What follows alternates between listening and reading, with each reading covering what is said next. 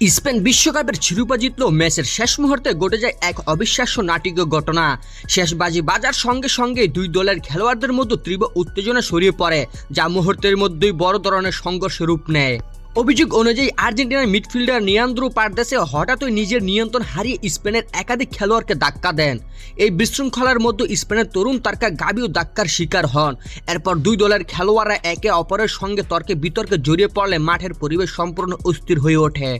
পরিস্থিতি নিয়ন্ত্রণে আনতে রেফারি ম্যাচ শেষ হওয়ার পরও পারদেসের সরাসরি লাল কার্ড দেখান। অর্থাৎ ট্রফিজয়ের আনন্দের পাশাপাশি ফাইনালের শেষ দৃশ্যটি হয়ে থাকে উত্তেজনা, ধাক্কা থেকে এবং বিতর্কে ভরা। বিশ্বকাপের মতো মর্যাদাপূর্ণ মঞ্চে এমন আচরণ ইতিমধ্যে ফুটবল প্রেমীদের মধ্যে তীব্র আলোচনা তৈরি করেছে। অনেকেই মনে করেছেন হারজিত যাই হোক, খেলোয়াড়দের সংযম ও স্পোর্টশিপ বজায় রাখা উচিত। এমনকি একটা সংবাদ মাধ্যমে জানা গেছে লিয়ান্দ্রো পারদেসের মাকে নিয়ে গালি দিয়েছে, তাই সে উত্তেজিত হয়ে তাকে মারতে গিয়েছিল। এখন প্রধান খবর এখনো আমাদের হাতে নেই, হাতে এলে অবশ্যই আপনাদের জানাবো। আপনার মতে লিয়ান্দ্রো পারদেসের এই আচরণটি গ্রহণযোগ্য ছিল, নাকি তার বিরুদ্ধে আরো কঠোর শাস্তি হওয়া উচিত? আপনার মতামত কমেন্টে জানান।